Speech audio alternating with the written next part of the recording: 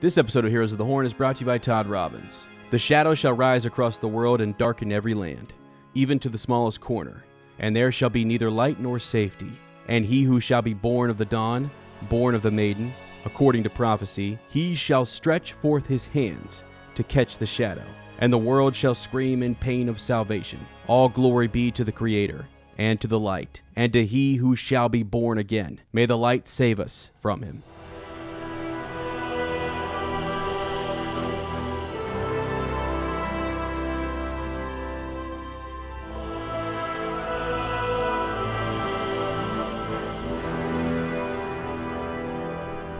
Welcome to Heroes of the Horn, a Wheel of Time podcast. I am Sir Matt. And I am Sir Ezra. Welcome to our Wheel of Time book club. The horn has sounded, and we have answered the call. Today we are covering The Shadow Rising Part 1, Chapters 1 and 2. And in our Village Council, we will be discussing The Stone of Tyr. Yeah, as the shadow is rising, okay? We enter a new book. Yep. Yet things are getting darker out there, okay? I mean, I will say that even though we're only covering the first two chapters of this book, which I will say the first two chapters of this book are really long. There's like 5 points of view each chapter. So it's really, I feel, more like 8 chapters or something compared to some of the other books. But wow, I mean, things are in our opening, things are taking a dark turn. Big pieces are moving, and so I'm excited to see how this book unfolds because, I mean, we're getting a lot more important.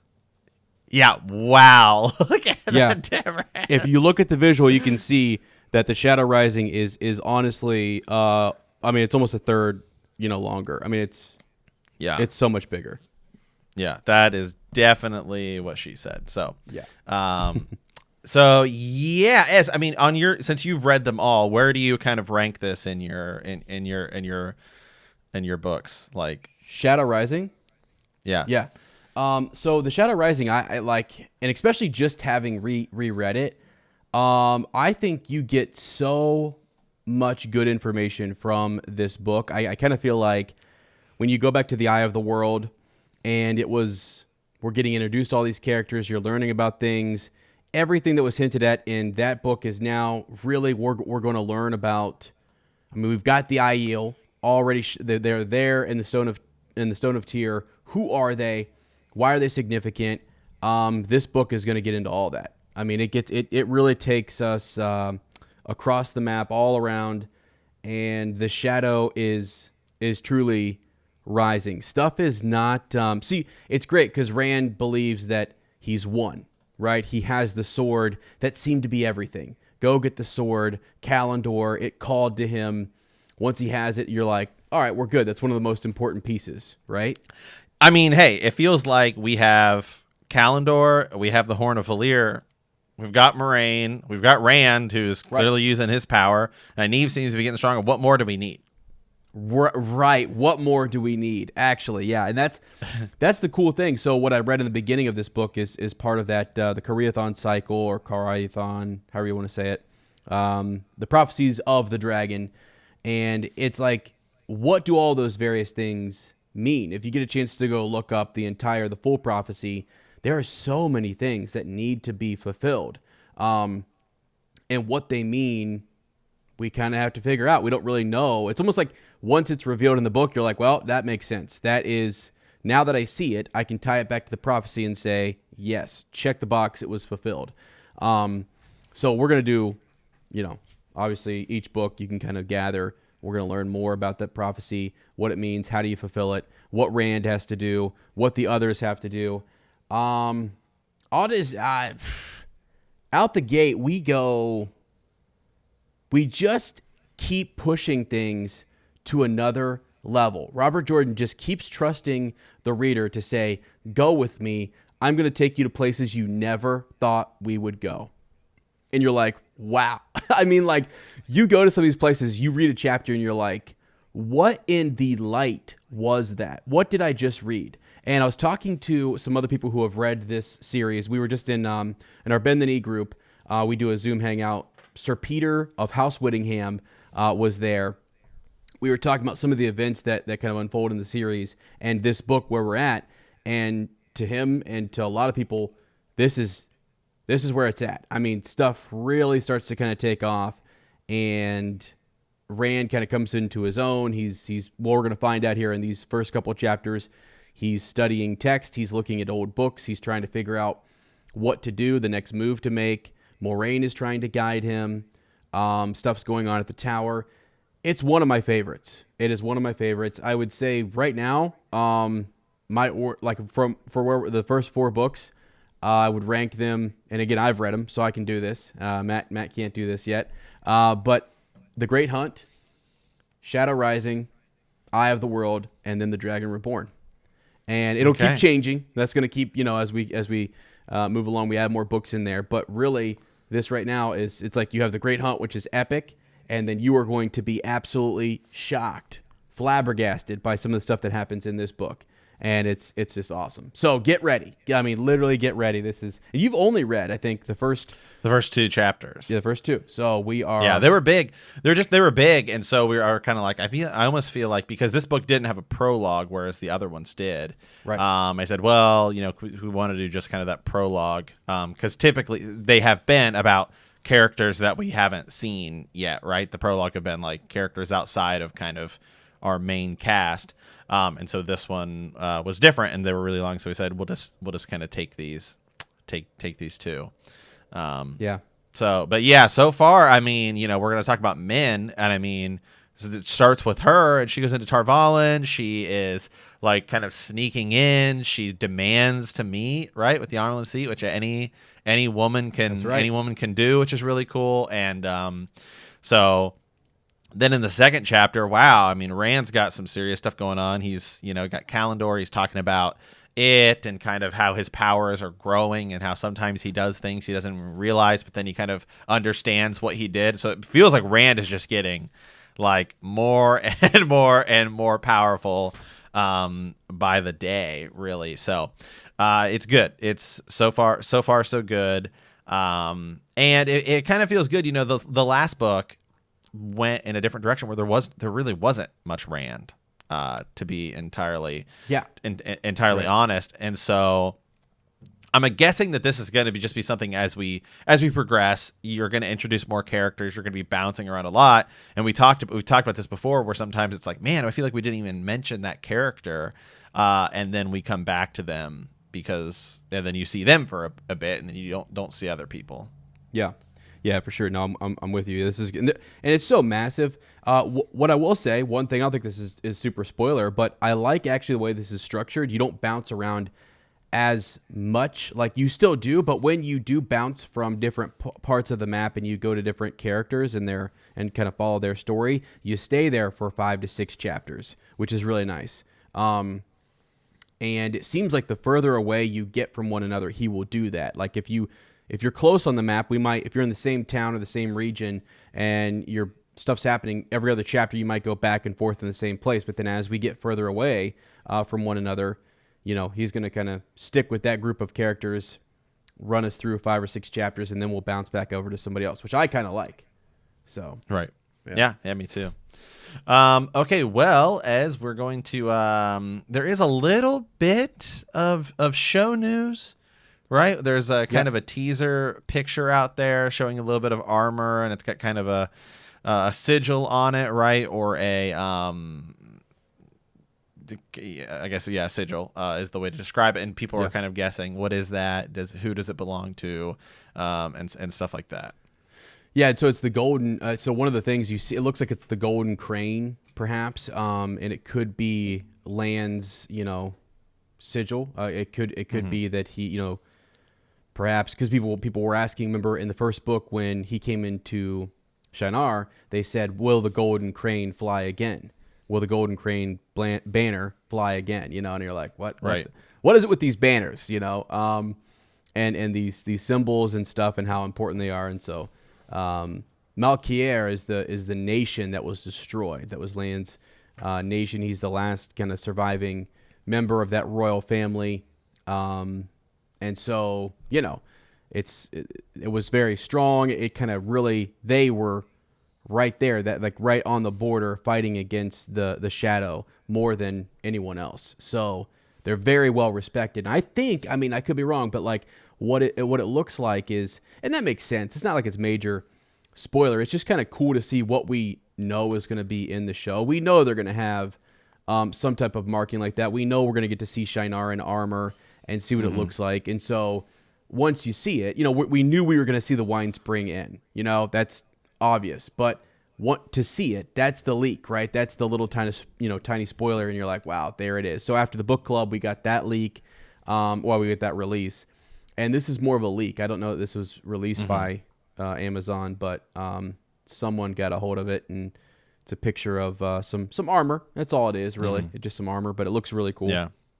So. Yeah, they this said here, it's actually winteriscoming.net, so you know, there we go. It's another one of these it's another one of these clickbait type websites, you know, that were sorry, I'll say it. It's just how I feel about a lot of them, right? Yeah. I mean, like, because we search up, we're always searching up Game of Thrones news, right? And it's literally, they always appear in the news because people are searching for it, and it's always like, Winds of Winter could change this character's thing, and it's just like the same thing over and over again. But they just constantly making new articles, so it's getting really, we should jump on that because that sounds like a money making making type thing, really. Yeah. But they say, you know, you kind of see it, and it's kind of a gold. The armor itself, just kind of leather armor.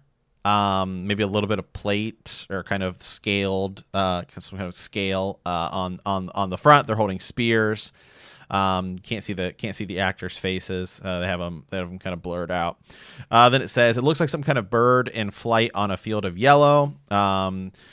True, just about everyone puts a bird on some sort of banner in Randland, but this gives us a clue as to maybe what we're looking at. It says, if I didn't guess any better, I'd guess the golden crane of House Malkir, of which our boy Lan, Mandragon, warder to Moraine Sedai, is the last known member, right? That we talked about them.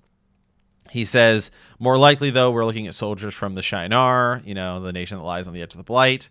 Shinar's sigil is a swooping black hawk, although in Jordan's novels it appears to a blue and white stripe pattern, not the yellow we see here, but that doesn't mean that the show won't necessarily change it or do something different. They said, it could be House Ingtar.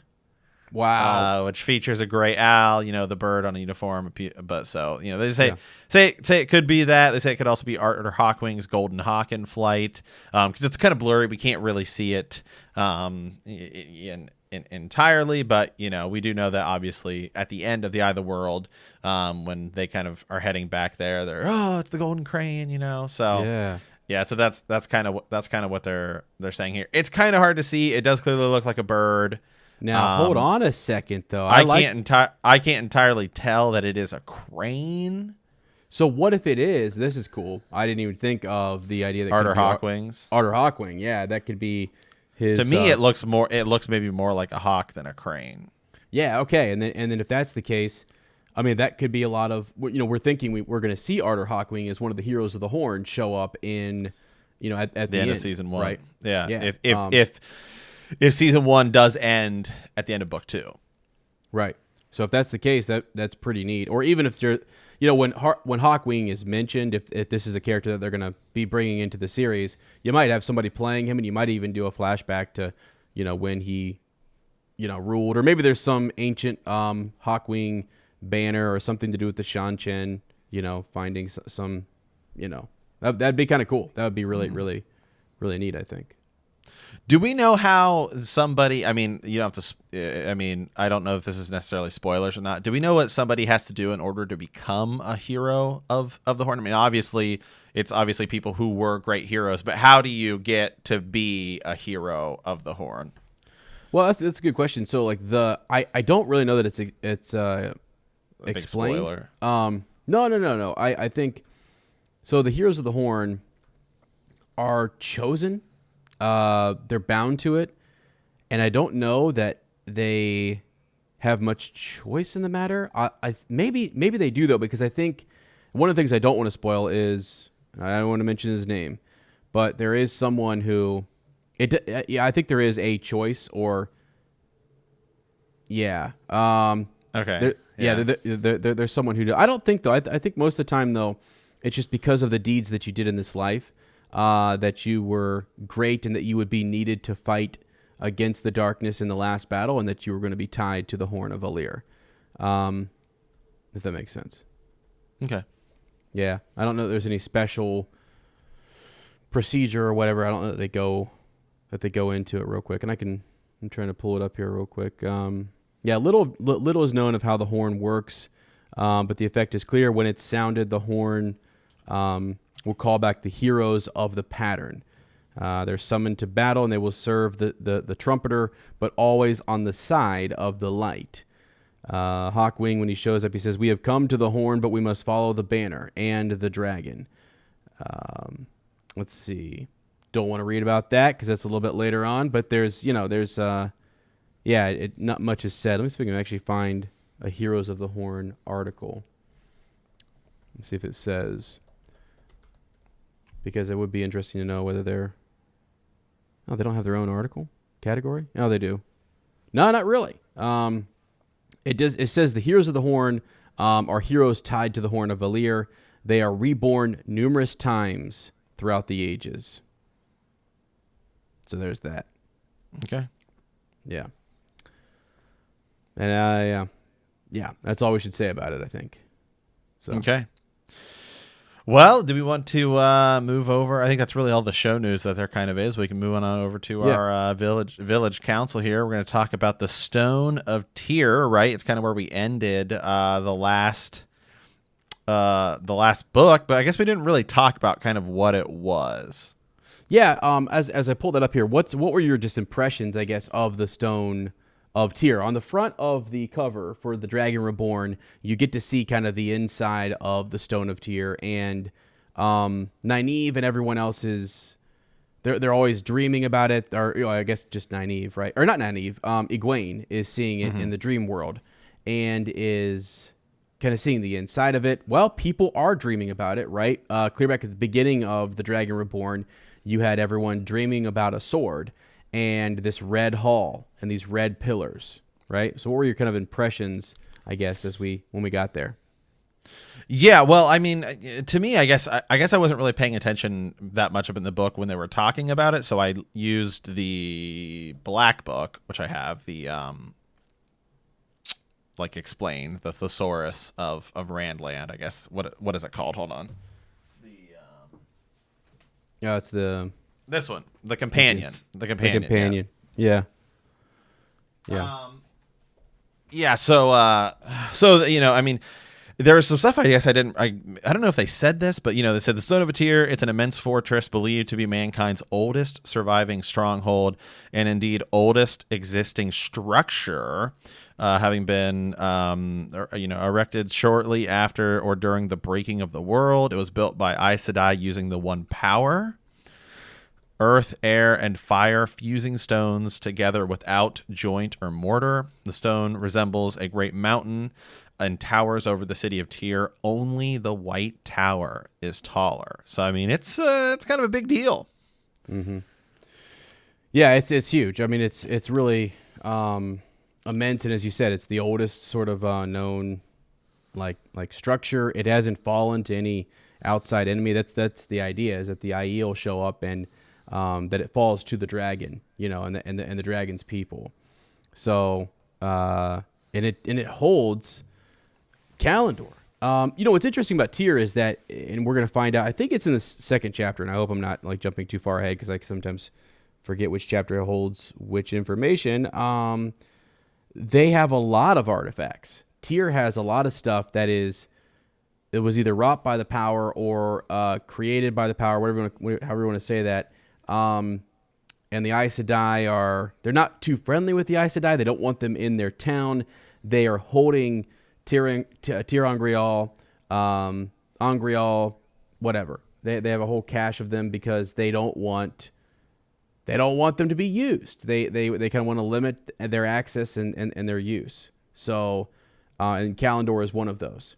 So the High Lords of Tyr are very much like anti Aes Sedai, if that makes sense. But now they have the freaking dragon, and it's like that's who they're going to serve. It's just it's a strange kind of dynamic, I guess.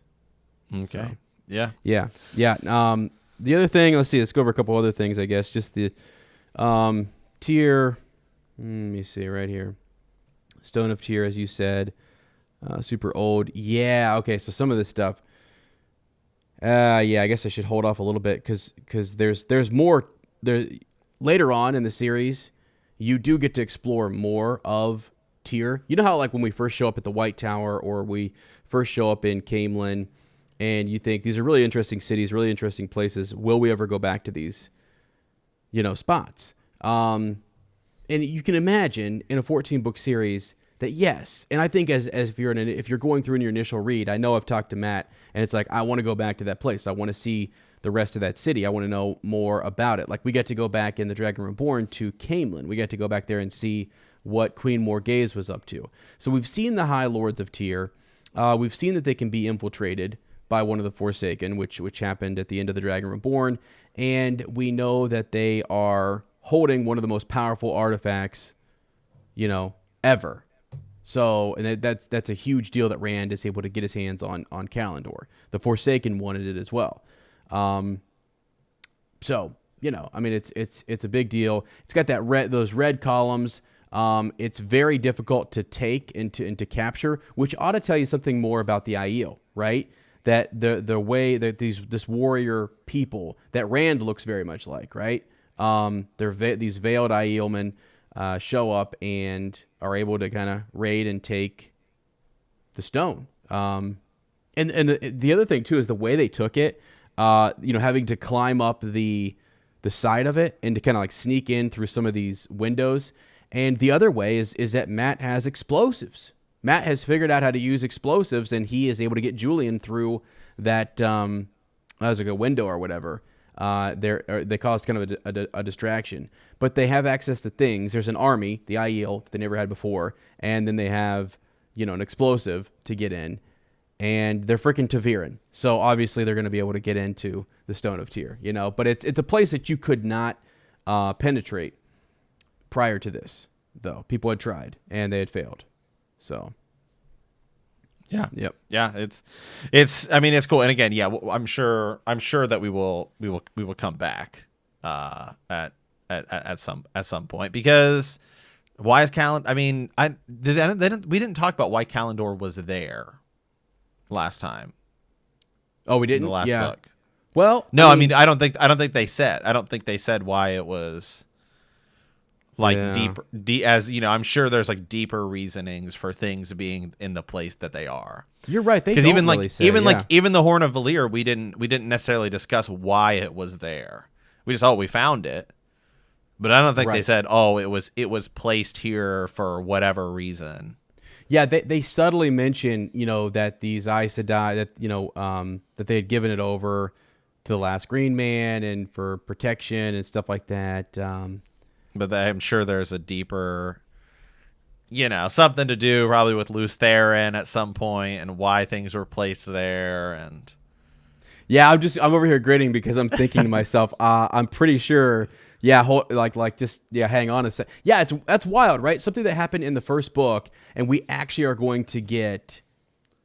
Dang, and I can't even say. But yeah, any question you have, a lot of those answers will come in this book. I'll just say that. So okay, there we go. Yeah, because just so far it feels like we've just been finding these artifacts and they're out there, and we know it's supposed to be blown at the last battle, and then Moraine's kind of like, oh, okay, here we go. Yeah, for sure. Yeah, I don't think because like Kalandor, it hung there in midair, and it had been there for a millennia, and it was supposed to stay there until claimed by the Dragon Reborn. So the lords of the land are raised to high lords. And the raising happens in the heart of the stone, which is where Kalandor is kept. No one entered the fortress without permission of the High Lords, and only High Lords could enter the heart. The stone also has several. That's I talked about the storerooms, which those were mentioned. So those were mentioned. All right, I was worried that I was like spoiling something there, but those were mentioned. The storerooms. Of Angreal and Tir Angreal. So, thank goodness.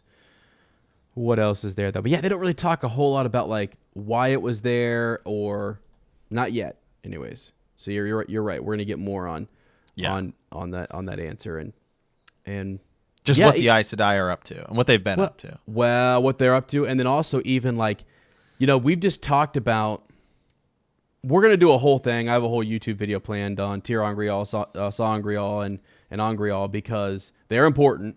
Their functions, what they're used for, why they were created. There's a lot of mystery surrounding them, but they're really important in the series. And I sometimes forget that it's cool that you have these artifacts. It's not just that someone can channel, but if you channel, it's almost like it'd be like if lightsabers had varying degrees of strength and power and different aspects to them. Like one lightsaber was more powerful than another lightsaber.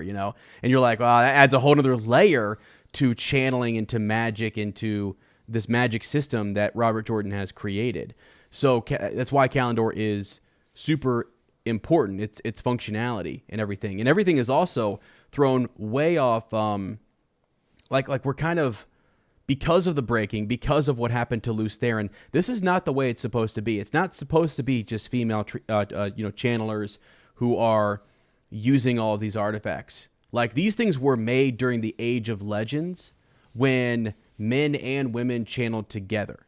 And that's clear. That's been clear throughout that's something that's there that the Aes Sedai kind of talk about. Varen had mentioned even that it's really a wonder as to how some of these things are used because they don't have male channelers. They are gentled by the Red Aja, So, yeah, that's something we're going to have to keep our eye on as we learn more about Rand and what he can do. I mean, Moraine says in The Dragon Reborn that she can't teach him, right? I mean, that's a big deal. Is that like since she is a female channeler, she cannot teach Rand. So I don't know, man. It's fascinating, and I'm telling you right now, we legitimately get answers to all of that in The Shadow Rising. Like, it is a book full of answers. It will create even more questions. But it is just like, as I was rereading it, I was like, holy smokes, this is the book that I need to go through and highlight and like remember everything is in here. Like, it's all here. And it's just thick. So, yeah, my brother Nick, he was telling me about this book because he's read it. We've had him on Patreon. Yeah. And so I said, yeah, I finished the Dragon Reborn. We he fought Balsamon, did all this stuff. And he was like, oh, yeah. And he's like, and he said the same thing. He's like, oh, you'll learn a lot more about like Balsamon and Ishmael or whatever. Yeah. In this book and stuff like that. Yeah. And he's right. Yeah, he's right. And I just keep thinking like, because I'm used to us, biting off like 10 chapters to start. But you're right. These first 2 chapters are thick. But the first 10 chapters have just a crap ton of answers too. And it really sets us up for a whole nother 3 to 4 part thing. Like, we're gonna go, it's almost like you're starting an adventure over again. It's like a kind of a reset point after we've claimed Kalandor. Now what? So yeah, that's cool. But yeah, let's just do that then. Let's just get into this because I do want to kind of see get your thoughts on chapter 1 and chapter 2, Seeds of the Shadow. Okay. All right. Well, let's go ahead and dive into the read here. So yeah, Seeds of the Shadow. So we're going to break this down a little bit differently since they are so big. We're just going to do the point of view. I'm going to read the summary. We're going to talk about it and then just move on to the next one. I know sometimes just in the past, we've kind of picked a character and we said, okay, well, let's talk about his block throughout the chapters. But since we're only covering 2, this is how we're going to do it. So Seeds of the Shadow. So Min arrives in the tower and has viewings of death and strife. And then Soroth prepares to lead the return. Having traveled from Falme for many months, Min had finally arrived in Tar Valon. Moraine had given her a message for the Amerlin's ears alone and was told to keep out of notice until she is in the Amerlin's study. For this reason, she is wearing a dress and has her hair longer than it was when she last visited the tower. Also, she uses her full name. Elmendria. Is that how you say I struggle that? with it too. I think it's Elmendra. I honestly always. Yeah, Elmendrida. Yeah. Min, as we'll still call her, Yeah. so that nobody will recognize her by her name. Yeah, Elmindreda. Elmindreda. Yeah, I'm sure they'll change that. They'll change that in the show. As she enters the tower, she is greeted by an accepted Fowlane, whom she had met briefly during her previous visit. However, the accepted does not recognize her. Min requests the right to speak to the Amerlin and gives her full name, Elmindreda, praying that it will be recognized. In the middle of the request, however, 3 Aes Sedai walk into the room, and she sees a different aura around each of them.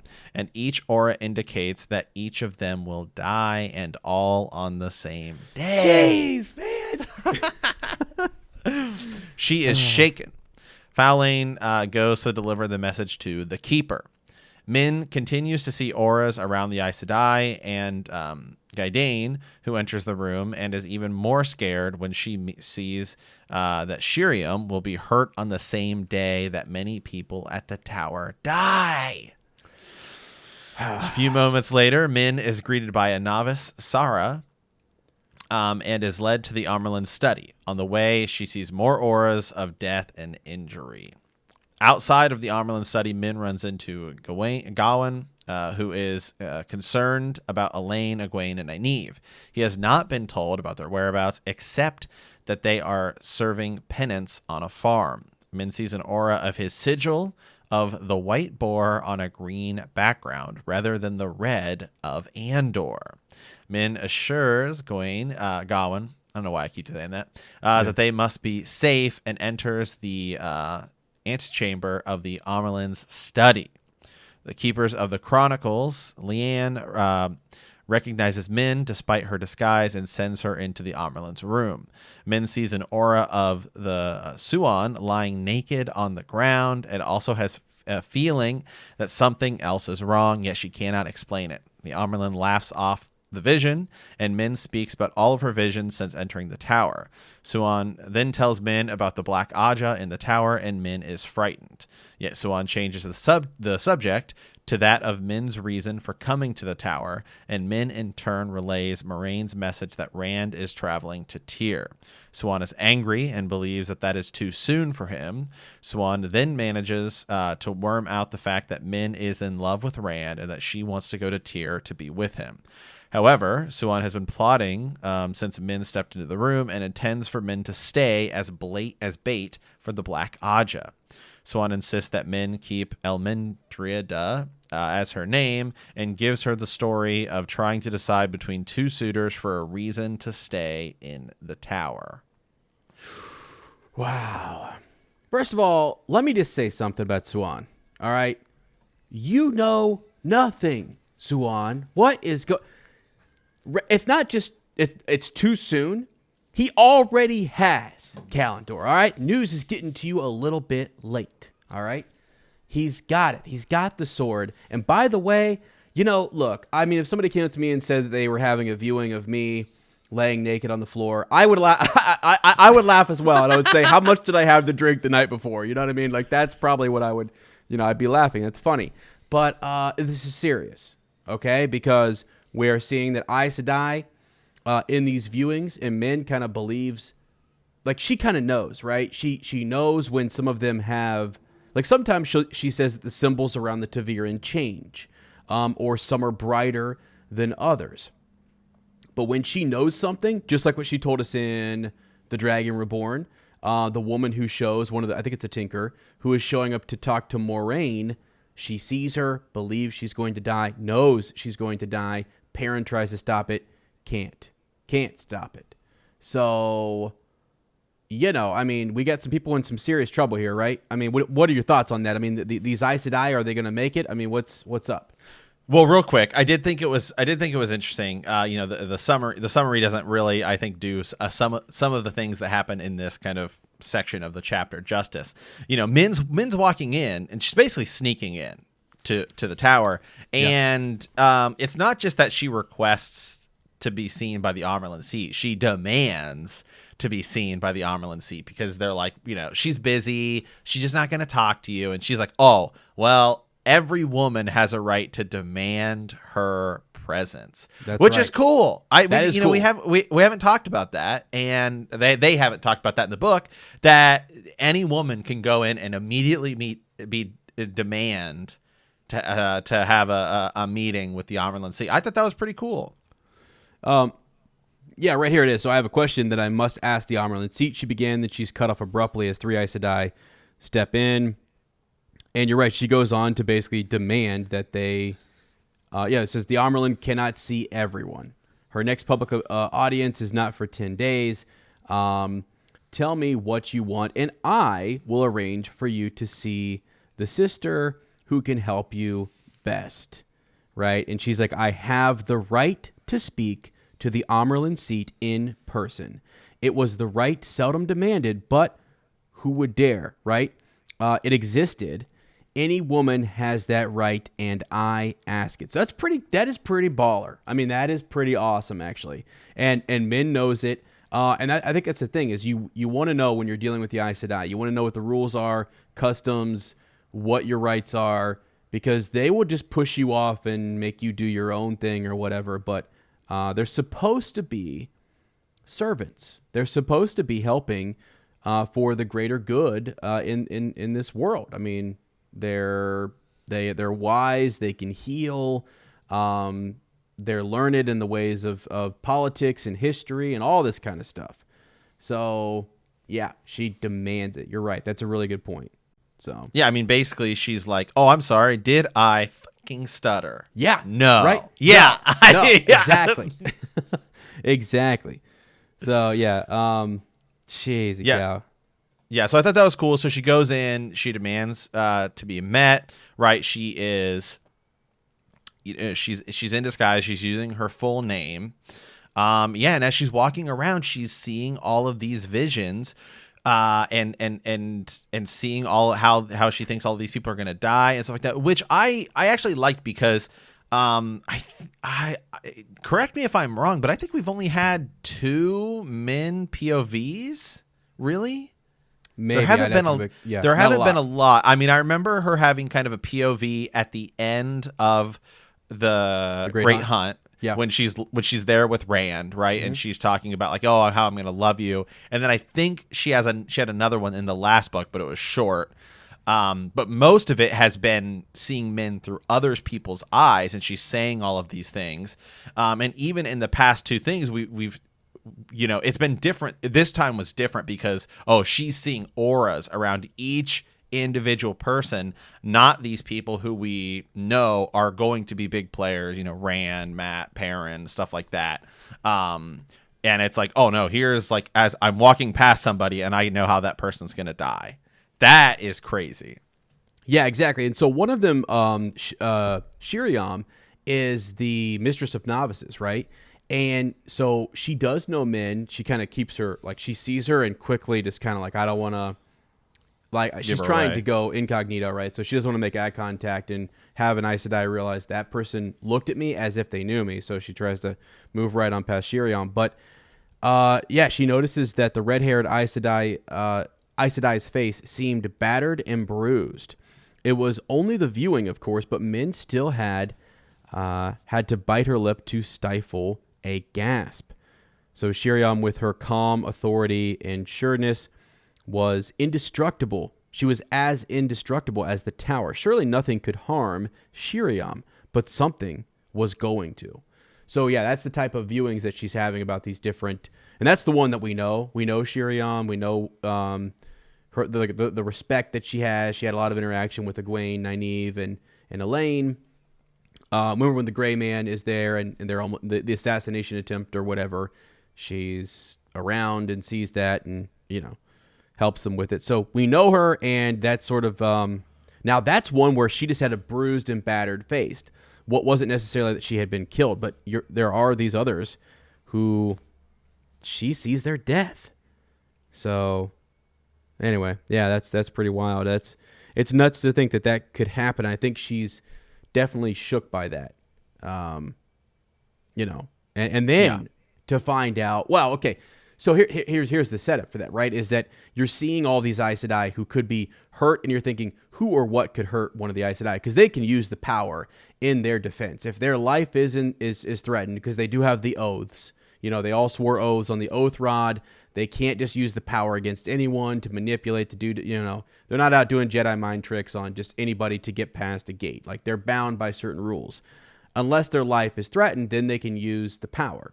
But it truly has to be, because that, like, if it's not, if you just say your life is threatened and you try to use the power, you're, like, the oaths will not allow you to do it. Does that make sense? Like, they're that binding. So, clearly there's going to be some trouble here. Later on, she'll go to the Amerlin, and the Amerlin says, guess what? The Black Aja, they're real. Why is that a secret? Why has that been a daggone secret? Like, let the people know, for crying out loud. I get it. You don't want to cause pandemonium. You don't want to cause panic, all that kind of stuff. But, I mean, good grief. Well, I think well, if I'm the Amerlin, I don't know that I want people to know that there's a Black Aja, because then, one, it makes it seem like you weren't on top of the situation, and then it could almost turn into like a witch hunt, right? I get it. Yep. Like the Salem witch trial. I mean, literally, hey, it's her. You have a bad run-in with somebody. Oh, she's the Black Aja. Then you could frame people, and it could. And yes. Sorry. I mean, totally. You're totally right. I'm kind of just. I loved our conversation in, was it the Great Hunt, where we were talking about like once we found out about the Black Aja, we're like, what? Like, oh, I'm with you. Like, what's going on? But and then who's letting these individuals sneak into the tower? I mean, it's supposed to be the most powerful place. So, anyways, we just kind of no, I'm still with you 100%. Yeah, hey, I know you are. But you're right, though, in that, like, if they found out, if the White Cloaks, for example, who were just camped outside of Tar Valon, they're not anymore, they're on the move, and we're going to find out quickly where they're going. But if the White Cloaks knew that the Black Aja existed, and that the oaths could be broken, or that other oaths could trump, they would have a heyday with that. They'd be calling out Black Aja left and right. They already walk into villages and call people dark friends, just because they didn't get out of the way. You didn't move out of our way when we were walking down the street. You bumped into us. You must be a dark friend. That's that overzealous nature that Dane Bornhold kind of talks about, and doesn't want his son to fall, Dane Bornhold, to fall into that trap. They've become, it's too easy to call somebody a dark friend. So now if it gets out that the Black Aja is real, and you can just call one of these Aes Sedai black and say that they're of that Aja, that's a problem. That's a real big problem. So I get it. Yeah, absolutely. Yeah, I mean, and so I think, and then it just makes her look bad. So ultimately, she's Min's walking around, she's running into more and more people, and then she does end up meeting, as we said, with the Amerlin Sea, telling her, hey, the Black Aja. And then, she tells her to basically hide here. And then, like, the story she kind of gives her is just like, a lot of sometimes women come here if they have like a man they can't decide between or something. And so I was like, okay. Yeah. Okay. Again, it was kind of cool. I mean, it is kind of cool to get some of the like, this is like some of the day-to-day stuff we deal with. This is like, so the normal thing. It was kind of small little world building and stuff like that. So, all right. Well, I think that's kind of Min right there. So now we can move over to Elida's point of view. Yeah. So Elida sees Gawain talking to a girl outside the Amerlin study and recognizes her as Min. She believes that the Amerlin is hiding the whereabouts of Elaine, Egwene, and Nynaeve. She also knows that Moraine and Siuan are friends, although they had gone their separate ways when raised, and they are plotting to manipulate Rand. The Red Sister intends to stop them. She believes that Rand will destroy the royal line of Andor, and she does not intend to let that happen. At one point, she had a foretelling that the royal line of Andor is the key to winning the last battle. She has an epiphany moment in which she considers the possibility that Rand might be able to channel. All of a sudden, she meets, what is it, Alvarin? Alvarin is how we pronounce that name. I lost it's the White Aja. Oh, Alviarin. Avi Aaron. Sorry, yeah. Maybe. Alv, yeah. Avi Aaron, yeah. And they begin to plan on how to stop Suan. Yeah, I mean, again, here's the thing. Everyone's calling Rand the Dragon Reborn. The Dragon Banner is flying. And now you're like, oh, maybe he can channel.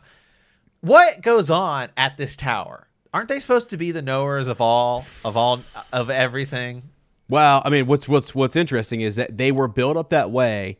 You know, we kind of thought that they were, you know, this epic, can't be penetrated. I mean, kind of like the Stone of Tyr, right? That it's this wealth of knowledge. They're super powerful. We've seen Greymen. We've seen the Black Aja. We've seen politicking. It has real problems. And Elaida is, I mean, this whole part with her is she's pissed. She thinks that they're hiding, that Suan is up to something. And what you really start to understand is that the Ajas, each of them have different goals and motivations and ways in which they want to kind of move the pieces on the chessboard, if you will. And I think that's interesting. Let me find, there was who was this real quick? Here we go. So Scott Bishop, actually, one of our YouTube videos. By the way, go check out our YouTube. Please subscribe. It helps us out a lot. Scott Bishop was on one of our videos and said, "What's going on with the White Tower?" ? You asked. He said, "All nations play versions of the Game of Houses, but the Aes Sedai invented the game." And so the idea there, and you know, thanks Scott, appreciate that. Is that they are the ones politicking quite a bit. You know, Elaida, she's worried about Caemlyn. She's worried about Andor, House Trakan, right? She wants it to continue. She wants this line of queens to continue who are backed and supported by an Aes Sedai advisor. She's no longer there, so that's already been a problem. And it's because of her obsession with these Ta'veren that she has come back to the tower. Now, Morghese also has some issues and stuff that's going on as well, but yeah, I mean, it's definitely a problem, and she wants to know what's up. Let me see right here. I think I got it. So the very first thing Elaida had ever foretold, the very first thing. So remember, Elaida has the foretelling, while still an accepted, and had known enough even then to keep it to herself, was that the royal line of Andor would be the key to defeating the Dark One in the last battle. She had attached herself to Morghese as soon as it was clear Morghese would succeed to the throne, had built her influence year by patient year, and now all her effort, all her sacrifice, she might have been Amyrlin herself, get that right, she might have been Amyrlin herself had she not concentrated all of her energies on Andor. Might be for naught because Elaine had disappeared. So that's really why she's had this foretelling, and she realizes how important that seat of power is in the last battle, and she wants to be next to it, controlling it, influencing it, and so on. So, you know, that's really what she's dealing with right now. Yeah. What are you seeing over there? Yeah.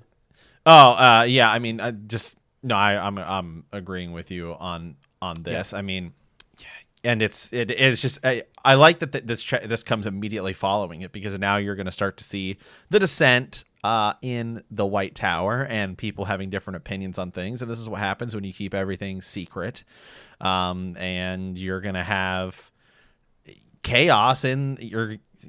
There's a shadow rising in the White Tower. That's right.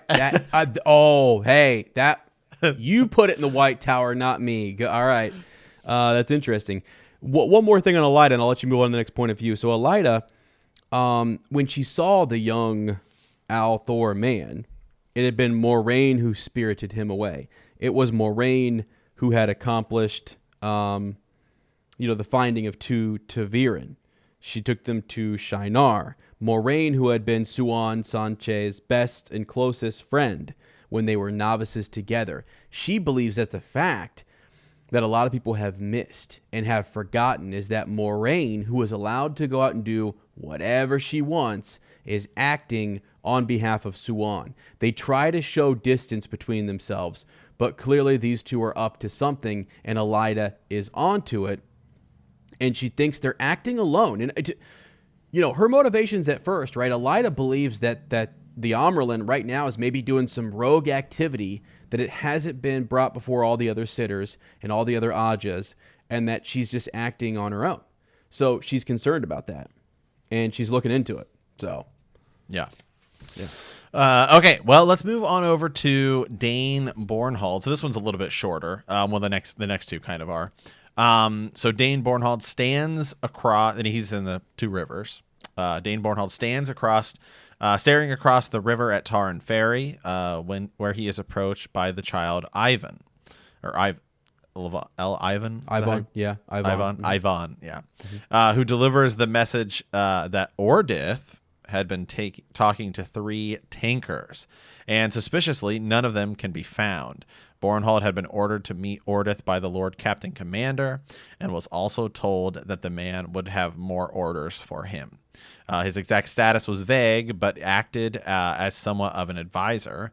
Bornhold believed that Ordith is quite insane, but ignores him for the fact that he is intent on avenging his father by killing Perrin Abara. Wow. So the whole problem with this is where you have to kind of keep track, right? You do have to go back to the Great Hunt when Jeffrem Bornhold rode against the Shanchen. And I actually like Jeffrem Bornhold. Like, he's out there saying, like, he went up against the Questioners. I mean, he defied them. He said this was a region in turmoil. The Shanchen were invaders, and that they should do something about it. Not just go into various villages and call out dark friends. He rode against them. And I think that goes down in the history books as like one of these White Cloaks who said, no, we are going to fight. We are supposed to fight for the light, and we're going to do that. So now the Damani, tore the ground up in front of him, and they are just, and Jeffrem is killed there. But Child Bayar is the one who earlier in either that book, no, it was The Eye of the World, where Perrin kills the White Cloaks, and Perrin is accused of being a dark friend. Child Bayar sees Perrin and others, there on Falma, and knows something's up, that when they're looking and they're trying to kind of avoid, they go through the portal stones, they have Varen there, and they're on that, they're there in Falma, and it's Child Bayar who is kind of saying, look, this Perrin guy's a bad dude, and he's going to lay a lot of the blame for Jeffrem Bornhold's death at Perrin Abara's feet. And so now Dane Bornhold is saying, I'm going to take up this command. Aemon Valda is sort of that like Lord Commander who basically says we need to move into this region. Ordith is going with you. And Dane jumps it, says, I'm taking command. Bayar is second in command. And he thinks that Bayar is the only one who probably knows why he jumped to take this position, because we're going to move into the two rivers. And I'll tell you right now, Perrin is mine. That's sort of what Dane's mindset is, I think, going into this region. And first of all, Ordith, seriously, come on. What is this guy? The Tinkers? You're killing. I mean, it's implied. Morty. Yeah. Who is he, right? I mean, but like, it's been a while since we should actually bring him up. Let me look him back up, because it's been a while. I don't think we saw him in the Great Hunt, right? Well, it's put on Fane. Sorry, I always forget. Yeah. Yeah, no, and that's the thing. You're supposed to kind of forget. I mean, that's the thing. That's what Robert Jordan you got to keep track of this, and other characters will remind you later. So we're wondering, why is it that the Lord Commander, or other White Cloaks would have any respect for Ordith? We know him as a peddler. If we've paid attention, if we remember, which it is hard to kind of do, that he's Podon Fane, the peddler. We the reader, what builds that kind of dramatic irony is that we know he was in Shinar, right? And he said, "I'm a dark friend." We know he was in the prisons, and then he says, "I'm not going to go by this name anymore." He gets the dagger back, and he does become something else. He becomes something more than the Dark One's hound. And so that story is kind of hard to follow. And so that's why I like to recap it sometimes, is just because you got to, we'll kind of, move on with like Rand, Matt, and Perrin, and we'll forget about him for a while. He's kind of popped up here and there. So I mean, I'm trying to remember. Actually, now I'm like, when's the last time we saw Padon Fane? yeah, I mean, so Podon Fane, you just put me on When the did spot we? here. He's I'm meeting. I think the he's la- meeting with Eamon Valda. He's at the Fortress of Light. Remember, we had that conversation about he shows up there. It's after the Dragon Banner. It's after Falma, because there's the pictures of Rand, the pictures of the battle in the sky above Falma, and one of them is laid before this commander. Yeah. So you have one of the So questioners. it was there. early Yeah. Dragon Reborn. Yeah, I think it was. And so we haven't talked about him in like like a whole book, 30 chapters. Yeah. Yeah, exactly. Yeah, exactly. He's so far gone that you're like, wait a second. Oh my God, we're back to these guys. And so yeah, he's a character who, and now we're moving into the Two Rivers. So, and remember what we learned about the children from, and I'm blanking a little bit. I'm trying not to mix too much stuff and jump too far ahead. But yeah, so Eamon the Valda last, yeah, the Dragon Reborn prologue. That's it. I don't think I don't think he shows up again. You might be right. Hold on, I totally got the name wrong. So it's not, my bad. It's not Eamon Valda. Eamon Valda had the command outside the White Tower. My bad, guys. I knew I was making a mistake there. Lord Captain Commander, the supreme head of the Children of Light. That is Pedron Nile. So that's who is talking. That's the prologue that you're in, right? At the beginning, right? Yeah. Pedron Nile. Yeah, was the Lord Captain Commander there at the beginning.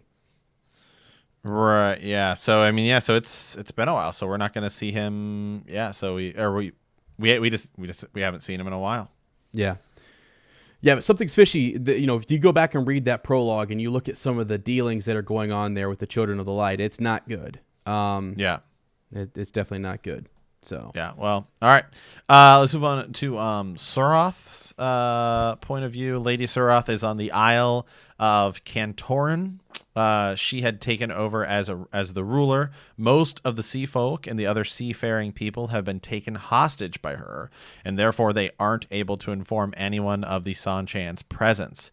Surath has also managed to gather a small legion of the Sanchan that had fled Falma 6 months ago, and plans to lead the return. She is just delaying until she is certain that the mainland had forgotten about the Sanchan and does not suspect that they are there ready to attack. At the time, Surath is questioning Pura, a captured Aes Sedai who has been taken as a Damani.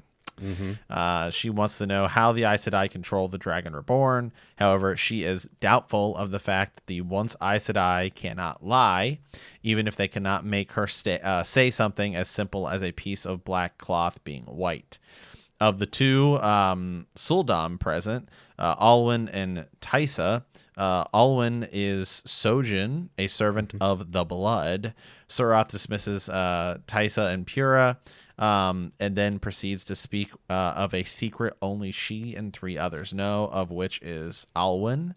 Surath resolves to lead the return. So yeah, new characters here. And hey, it's like, man, I kind of forgot about the Sanchan, right? Because they were much more prevalent in the Great Hunt. So feels like we're kind of it almost feels like the Dragon Reborn is like this like side story, and now we're coming back to get back to everything we were dealing with in the Great Hunt. Yeah, absolutely. Yeah, because we kind of put all that on hold, and so now we've got to figure out what happened to those individuals. They were important enough to be there and for us to have a great battle against them, but they weren't utterly destroyed. Where did they go? Who are they? There was mention of Arthur Hawkwing. The whole time we're talking about Arthur Hawkwing and his empire and all these different things, and then these individuals, the Sanchan, show back up and they say, we're here for the Great Return. And they're looking for people who still are loyal to Hawkwing and who have kept the oaths or the whatever it was, and it's like, what? Who the heck are these people? You're invaders. But they act like as if this is, that this land belongs to them, So yes. That's absolutely. That's pretty wild. Yeah, and I think see here. I'm going to try and pull up a map just to see where it is they're that- at? Yeah, the Sea Folk and the Isle of Cantorin. Yeah. So it should be. Oh, there's Mayan. I was looking for that earlier. I was in the beginning of the book. I wondered if they had. Oh, it just says to the Isle of the Sea Folk. You see down at the bottom, right below Ilion. It's a little further off the map. At least the map in the book doesn't, for me, show it. But if you find other maps online, you'll probably find it. Okay, yeah. Let me see if I can find it here. Yeah. Okay, so it's south of Ilion, so it's not in the main kind of continent area. Right. Yeah. Let me. Do they answer? I honestly don't remember if they go over what the secret is. Let me see. So Suroth is interesting. They have taken over the seafaring folk. They've taken over their island. Okay, some of the ships Suroth had failed to gather in must have managed. So she's kind of waiting, right, to maybe do another attack to claim some more land. I mean, defeat is a big deal. She doesn't want the Empress or whoever to be upset. She realizes that some of the ships that didn't come with her may have gone back across the sea and have gone back to the court of the Nine Moons. So that is interesting. Okay, so the Isle of the Sea Folk here, real quick, is it's actually, if you pull up the big map, which is like the whole thing, right? Which has like Shara and the Great Rift. Yeah. You and I have talked about this off of the podcast. Yes. I don't know if my thing will pick that up. It's right there. Yeah. I mean, it's closer to like the Great Rift and Shara than it is really Ilion. I mean, it's like south. It's like southeast, way over there. Mm-hmm. I mean, it's more south of the Aiel Waste. Oh, is it really? Yeah. Wow. Okay. That's interesting. Because again, the evolution of Jordan's maps. I mean, in the Shadow Rising map, it just points in the direction south. It doesn't actually show it.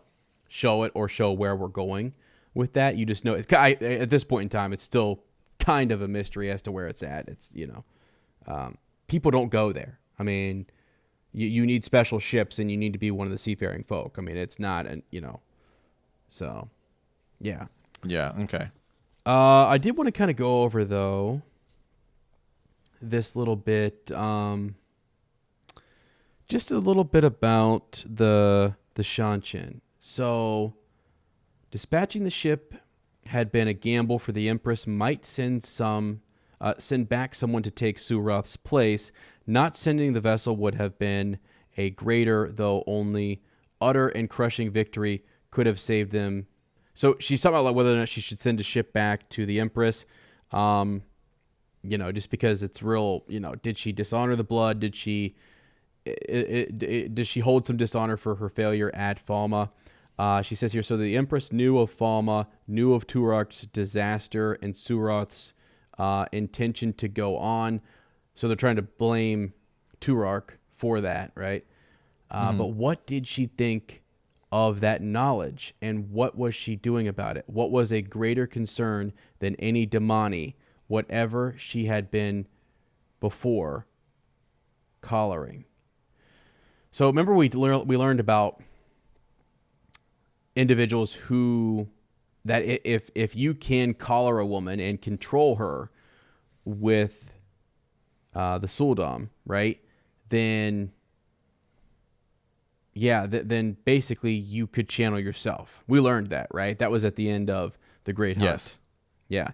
So that's a big problem, because that shakes them to think that we could also be collared. Like if that ability is born in us, it kind of tears apart their structure. Does that make sense? Because they believe that those who could channel are less than human, and that they're devices and tools that should be used and collared.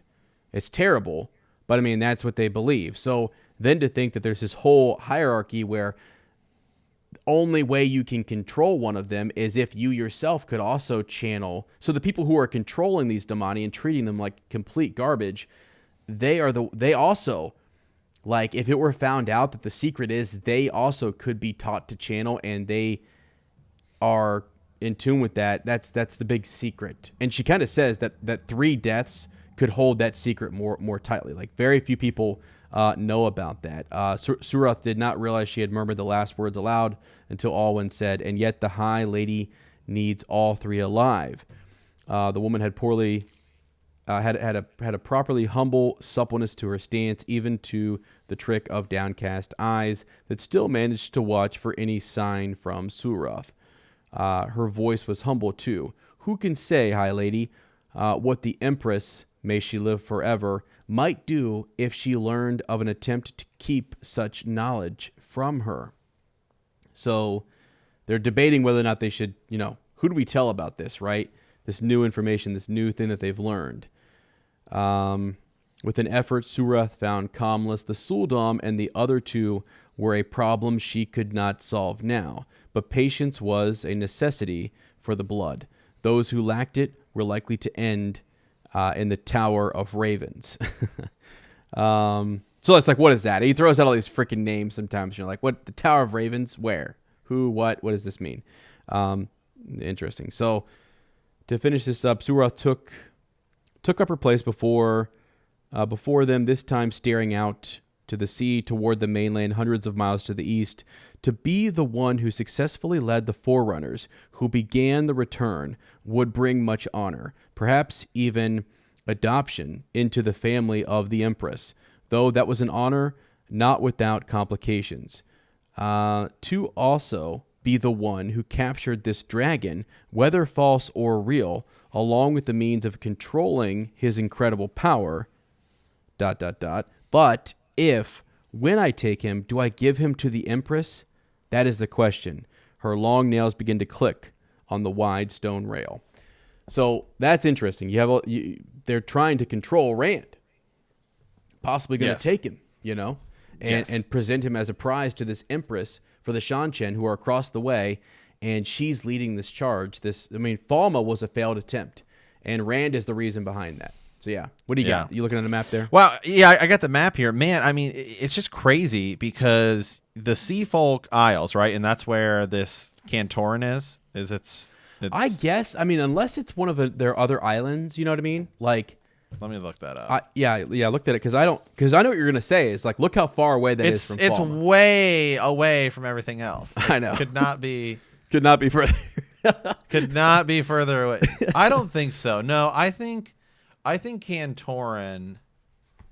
But yeah, then you're talking about the Isle of the Sea Folk. Right. Yeah, where is it?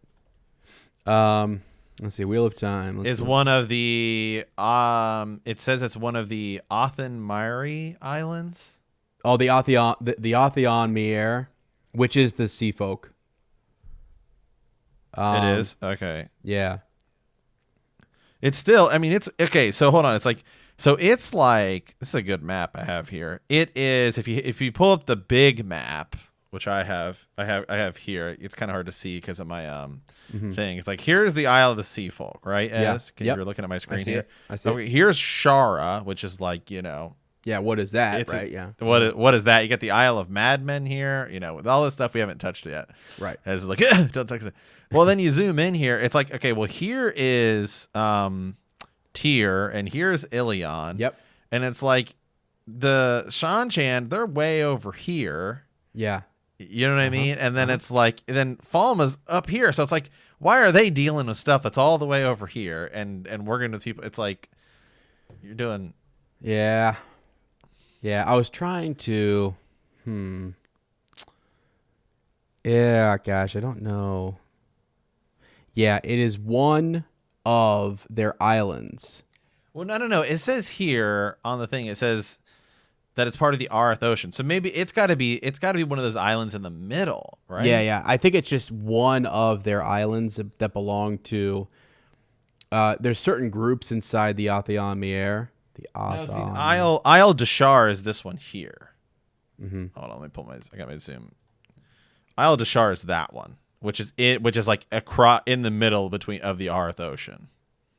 Gotcha. Yeah. So I don't think it's part of the Sea Folk Islands. I think it's part of this, but they just call them the Sea Folk. Yeah, well, from what I understand, like a lot of those places can't. Because that makes way more sense. Because then Falma is like their next door neighbor. Got it. Yeah, that would Maybe make I'm wrong. I don't know. I could be. I could Well, be no, wrong. I'm looking too. I'm trying to think. Like, do they? I think that the whole thing with the sea folk is that like where their harbor, they go places that other places can't go. I mean, and you're gonna learn more about them later, but and why they can do those things. But yeah, it's not like anybody from the mainland can just hop in a boat and say, yeah, we're gonna go there. I mean, it's their own place kind of thing, Yeah, and they have multiple islands. Yeah, the wiki does say that it has them listed as all of the islands. It says like this is kind of their region, but I think specifically that makes more sense if that's one of their islands, which I think it is. I think the one that you're referencing just off to the west of Falma or whatever is kind of Cantorin is one of the Othan Myri islands, which is I think is the one in the middle. Uh-huh. People of the sea. And then again, I don't know. Who knows? It says it's part of the Arth Ocean and the Sea of Storms, which are the two separate things. So I'm just gonna have to take a guess and say that it's got to be one of those other ones because otherwise that just makes that makes no sense. Yeah. No, I get you. 100%. 100%. Yeah, because it says right here that they live on ships. And the islands in the Arth Ocean and the Sea of Storms are kind of the places, the islands in which they go to. Yeah. Yeah, I think it's part of the Isle de Char Islands. Mm-hmm. Yeah. Well, that's a big tangent. Anywho, we can get back. No, that's fine. We're going to learn more about them. I mean, so and it's tough to say, but they are the Othaon Mi'er. The Othaon Mi'er is how you say them. If you look, it's going to be, once you start listening to the audiobook, when we get to those, it's going to be said so often that it'll become, And then the show will change it. Yeah, it'll be said different. Yeah. Hopefully not, because that's the actual pronunciation in the back of the book. So that, that's the guide on that. So. Okay. Well, let's move to chapter 2 here, Whirlpools in the Pattern. We have Perrin, Matt, and Rand points of view here. So we'll start with Perrin. Perrin and Fael are in the stone. They have become quite close, and Perrin has started growing a beard. Fael wants Perrin to leave Tyr with her, but insists that he is ta'veren, and that he is tied to Rand and cannot leave. Suddenly, Perrin's axe flies towards him, trying to kill him and Fael both. Perrin beats the axe away with the hammer he had picked up shortly before, then pushes Fael out of the room with one hand, whilst gripping the axe in the other. When she is safely out of the room, he lets the axe fly towards his head, then ducks as it comes near him. It gets stuck in the door. Perrin panics when he realizes that he cannot hear Fael's protests outside. He opens the door and sees her standing there, shocked, with the axe a couple of inches from her nose. Perrin believes that Rand may have caused it by accident. Jeez, man. Yeah, these 3 points of view are really interesting in this chapter. I mean, so this is Whirlpools in the Pattern. What are these things? What is going on? This one is straight up. I mean, it's a bizarre thing, right? Let's just see. Let's just get into it a little bit, but because Perrin, there's some lead up. They're talking, getting comfortable. They're all in the Stone of Tyr, deciding what to do next, thinking about Rand being, the Dragon Reborn, Banner of Prophecy, hoped for and dreaded, Banner of the Dragon, all this good stuff. Yeah,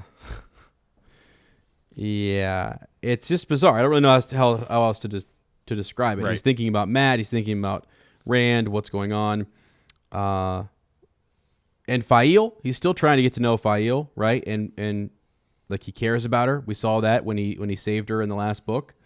So I don't know much more to say about this other than it's just kind of bizarre. And that's okay. Like there's an attack, and I guess we'll get to it here in a second when we get all the way to Rand. And he just he thinks that it was Rand, and it'll kind of come back up because Rand's talking about doing things by accident or whatever. Then he realizes kind of what he did, and that's kind of been what's happening with Rand. Well, really since kind of the Great Hunt. Well, you could even almost say the whole series so far. Is he's doing things, not really realizing them, and sometimes we think it's something else, but it turns out it may have actually been Rand. So we'll switch to Matt here. Matt, in a fine red Andoran coat he had made for himself, is gambling with a group of young lordlings who have been drinking and are throwing around a lot of gold. He is thinking about Tom, who has seemed to settle into the stone quite well, and his plans for leaving alone if need be, although not soon.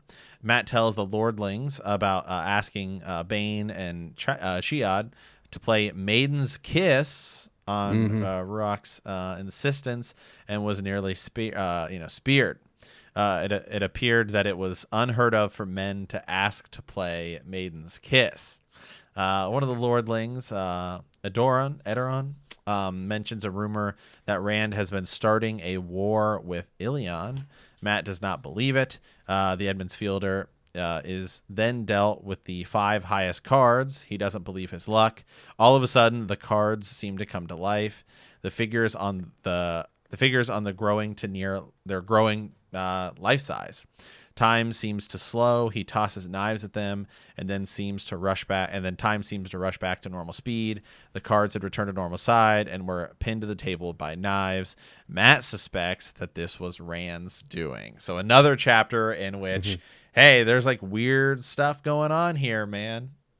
Yeah, I mean, so I guess one thing, and I mean, each of these do have kind of little nuggets that we could kind of pull out. Perrin's conversation with Moiraine was interesting. In this, it's Matt's conversation with Tom and what Matt is learning from these other men. Who, well, you learn a little bit about the Aiel first, right? Playing Maiden's Kiss and Bane and Shead and what that means and their whole dynamic being wed to the spear. But then you also learn that there's these rumors being spread about the Dragon Reborn. Who's doing that? Why? Is it true? Is it not true?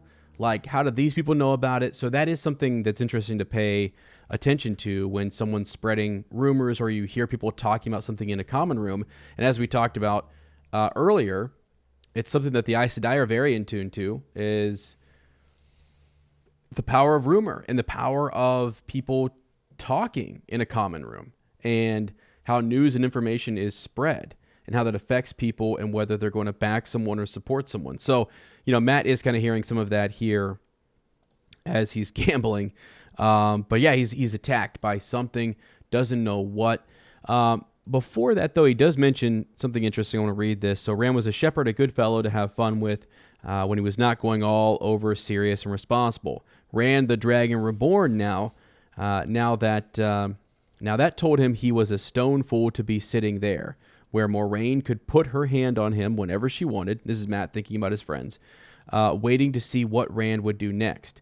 Maybe Tom Merrilin would go with him, or Perrin. Only Tom seemed to be settling into the stone as if he had never meant to leave, and Perrin was not going anywhere unless Fael crooked a finger. Well, Matt was ready to travel alone, if need be. So he's just deciding, what do I do? He wants to leave. He's itching to go, but yet he's staying. And that's something interesting. When you watch Matt and Perrin and their decision-making, what they want to do sometimes conflicts with what they do. Like, they want to leave, but yet they stay, or vice versa. And so he's just, kind of working through all of that, and you learn more. He's obviously picked up on the fact that Perrin and Fael are together. They're a thing. Friendly. Yeah, there's something there. Tom Merrilin seems to be comfortable, although I kind of think Tom could be comfortable anywhere that he goes. Tom's just settling in here. So, but yeah, I mean, there's this attack. I mean, he hops up. What was interesting, and let me see if this is the case, if I'm misremembering, but is it not true that he kind of freaks out and sees this attack, but no one else sees it? Mm-hmm. Is that what happens? That's what I thought. I think so. I think it's like he freaks out and throws like a dagger, and one of the cards or whatever. But I don't think anybody else saw it. If I'm remembering, because like Fael did and was being attacked, but this seemed to be an attack on Matt that only he could see. Unless I'm wrong, someone will correct me, and that's fine. I can't remember exactly. I'm trying to find it, but anyway, yeah, he's definitely shook a little bit, and I think he's done. His luck is good, and he's getting the right cards and his luck continues. But whatever this was, shakes him quite a bit. He says, "Burn you, Rand," he muttered under his teeth. "If you have to go mad, leave me out of it." His pipe lay in two pieces, the stem bitten through cleanly. Angrily, he grabbed his purse from the floor, and he stalked out of the room. So, yeah. Okay. All right, well, okay, now we can move on to Rand and kind of tie all of these things together. So, Rand's part is pretty crazy, to be honest. His segment. There's a lot to unpack here. Rand is dreaming of Moraine in the Amerlin seat, trying to put a leash on him, while the Forsaken and Dark Friends lurk in the surrounding darkness. Moraine is afraid. Rand tells them that he has to leave. He appears in the Waterwood where Min and Elaine are undressing, wanting to go swimming with him. Egwene appears, then leaves, furious for him being with her two friends. Min and Elaine call to him, and he raises a hand to scratch at his face, and it is wasting away. The Dragon Reborn wakes up in his room, located in the heart of the stone, sweating. As he tries to get back to sleep, he hears the presence of someone else in his room. Jumping out of bed, he channels a sword of flame into his hands before realizing that it is Berelain. The first of Maiden tries to seduce him, but he refuses, although he finds her attractive. When she puts her arms around him, he pushes her away with Saidin and creates a wall of air around her. Abruptly, his reflection appears on all of the mirrors around the room and start to exit them. Then 3 get out before he can destroy the mirrors, each one holding a sword of fire, just like the one Rand has in his hands. They are beating him badly when small reflections of himself appear out of silver around the room. He picks one up and absorbs it. When he lets the sword disappear, those of his opponents do as well. They all tackle him at once, and he absorbs them. It is a sickening feeling. Bleeding from the cuts from the sword and glass, he realizes Berelain. She becomes meek and humble, calling him Lord Dragon instead of Rand, and stammers that she will never bother him again. She then flees the room. The only thing Rand wants is to go back to just being Rand, a shepherd in the two rivers. Although he thinks he may be going mad, Rand suspects that it might have been one of the Forsaken.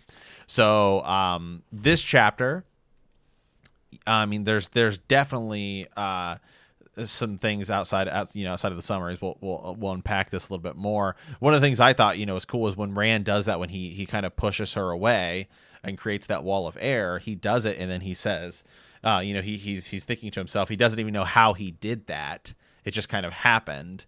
And then he says that, I've been doing that recently, something along the lines of like, I've been doing that recently. Once he kind of does it, then he understands how to do it. So his powers, it seems like, are just growing so fast that it's almost like he can't even catch up with it. Yeah, for sure. I mean, he's learning, and as you say, it's like things just happen. Once he sees it, as you said, he knows how to do it, or he kind of gathers maybe how to do it again. It's odd because he's very powerful, but yet doesn't know how to use his power, hasn't been trained. There's all of that. Now, what the first of Mayen showing up here, Berelain, she's wearing next to nothing. Let me just point that out. And she comes right in here. Rand is not used to this forwardness.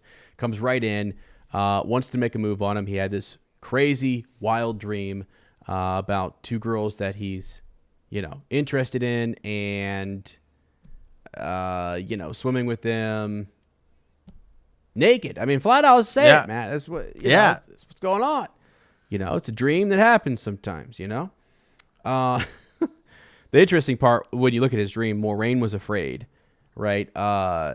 His face is being, is fading away. Rand's face is fading away. There are these girls. You can look into all those things and kind of think, what does that mean? Is it foreshadowing? Is there something going on? Is he seeing something? Does he have a power himself to see the future, or is this just a dream? You know what I mean? We don't really know at this point. And then all these guys step out of mirrors. I mean, he has like basically a shadow of himself, is stepping out of a mirror and attacking him. He takes his sword out. He fights like normal. Berylane is scared to freaking death. She was super confident, super, pushing herself on Rand in the beginning. And by the end, she's, curtsying and saying Lord Dragon, and she's scared, and I'll never do this again. I'm so sorry. She believes that she caused this reaction, that by her coming in here and upsetting the Lord Dragon, that this happened. You know what I mean? That this madness just took place. And so she feels a little responsible, like, holy smokes, this was a terrible, terrible idea to come in here and talk to Rand. And it just so happens that Perrin and Mat were also facing down really ridiculous stuff this same night in the Stone of Tyr. So what does all that mean? Is it one of the Forsaken? Is it Rand himself? Is it something else? At the very end, he says he's going to send for Moiraine to kind of come and heal him because he's got all these cuts and stuff. Yeah, could you imagine if you're Berylane and you're like seeing this happen and you're protected in this bubble of air or whatever it was that Rand had kind of, when he pushed her away with Saidin and it had enclosed her in this, and then this attack takes place and happens, and you're watching the Lord Dragon like battle other shadow whatever figures. I mean, just that kept coming through mirrors. I mean, it's just nuts. Right.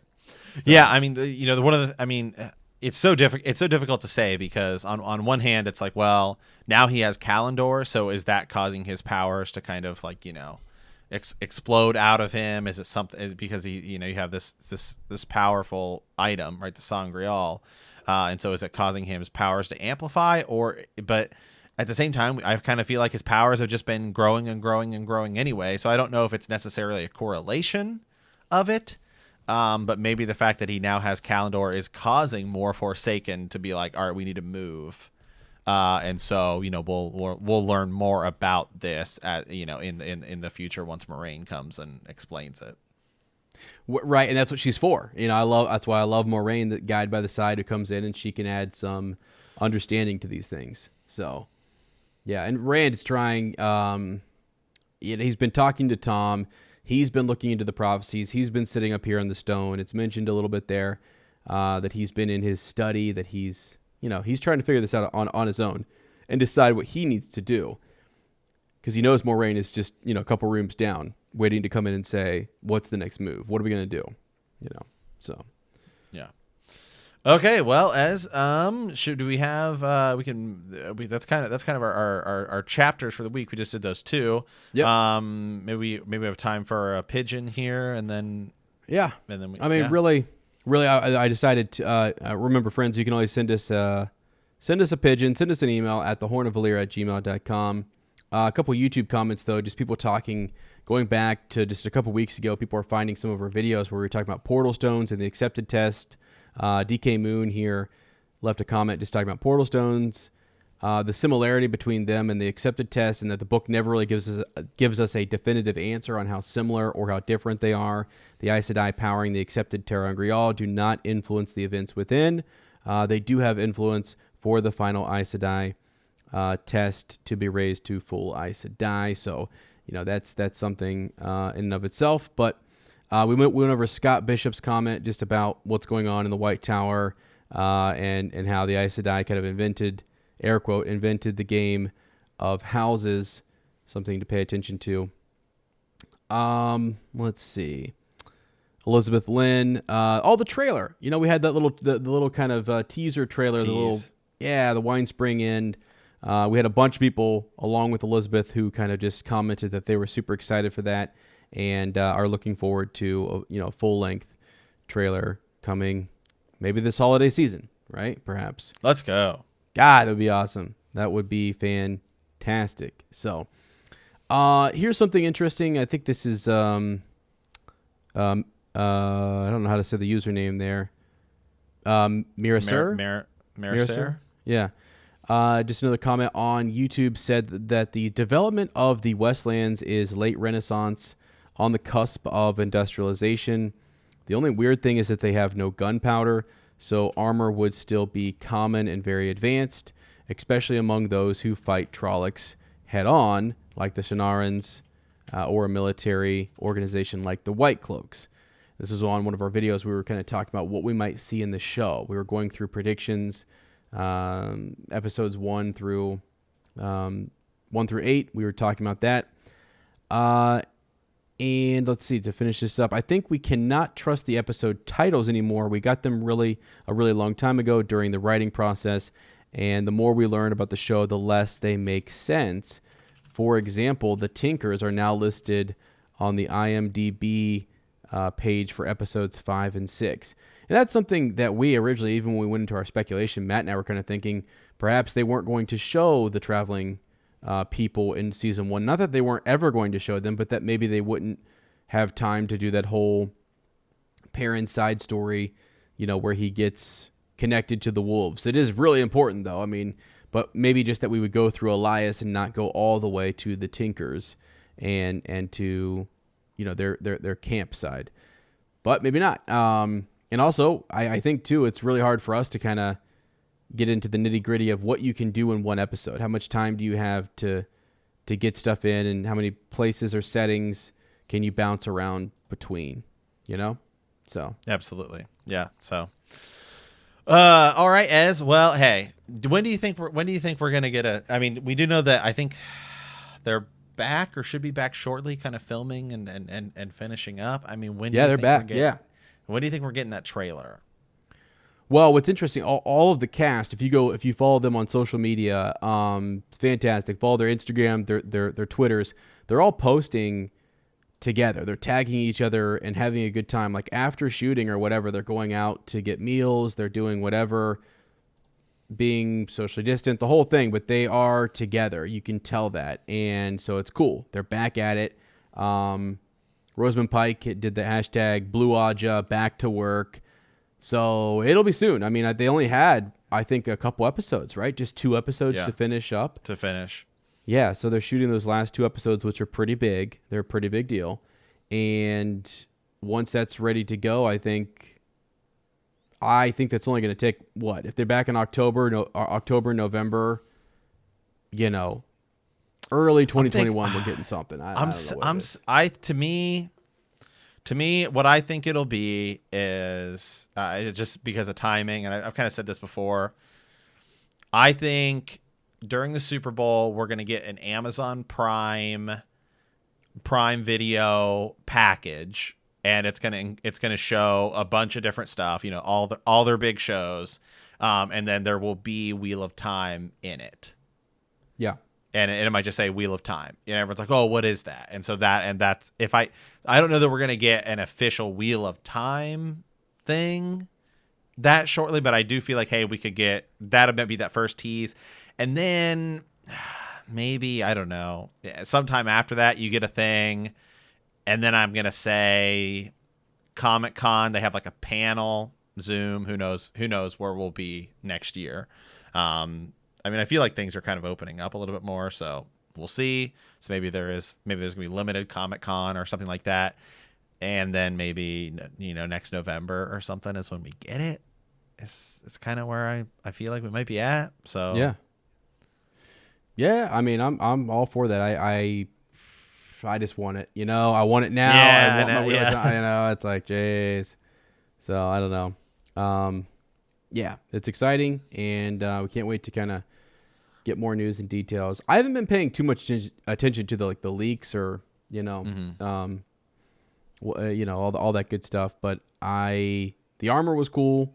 A couple other things. I'm sure we're gonna get more stuff. I bet we'll get a few more images or something that's small that's released by Amazon, prior to that Super Bowl thing, but not much. I don't think there's gonna be much. Yeah.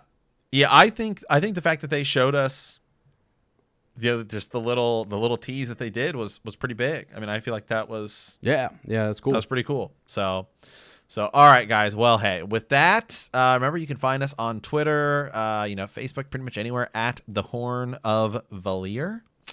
Ez and I will be doing a Patreon kind of extended thing here in a bit. So got a lot of new patrons over there, so that is a huge help. We do exclusive kind of content and episodes and stuff like that over there, so you guys can get more while we all wait for the Wheel of Time. And for those of you guys who do want to, you can follow myself on Instagram, Twitter at Super Gainsbros by the right back there. it somewhere. Oh, this way. And And then you can follow Ez. Let me get with a finger here. You know, he's got right up there. Right there. At womprat_2M. So appreciate that for all you guys who have been following us over there. It's been really cool, really helpful. And then again, guys, if you want to help the show outside of Patreon, the easiest thing to do is smash that subscribe button on YouTube, or smash that like button, and then iTunes reviews are incredibly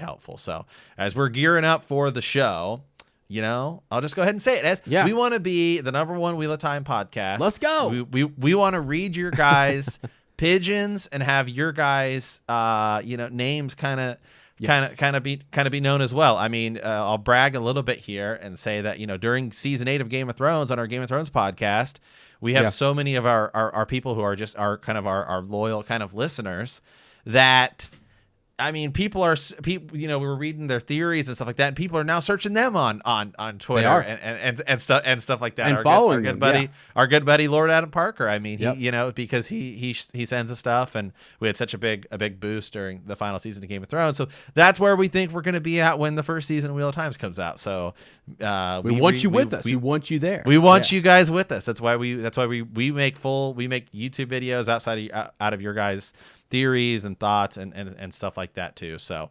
and if you guys, you can also in your pigeons, you can include your Twitter handle and stuff like that if you guys want. Heck yeah. Absolutely. So feel free to do that. So anyway, guys, with that, we want to thank you for answering the call. And in our next episode, we will be discussing the Shadow Rising chapters 3 through 10. Yeah, and I also want to, before we let you go here, just mention we would like to say a very, very happy birthday to Robert Jordan. We are actually recording this on October 17th, and as I was rolling through Twitter, realized that it was his birthday on our recording day, so that was pretty cool. Happy birthday. Just cannot thank, that is, it's just, when I think about, I wish I would have had a chance, to meet Robert Jordan or to be at JordanCon back in the day, because I love this series so much, and it guided me through a tough time in my life. Matt Rand and Perrin have been my friends for a long time, and it's just super, super freaking cool. So, happy birthday to Robert Jordan. All right. If you like our podcast, don't forget to subscribe, like us, write a review, leave a comment, or send us a message at thehornofvalyr@gmail.com. We will see you soon, and remember that the grave is no bar to our call.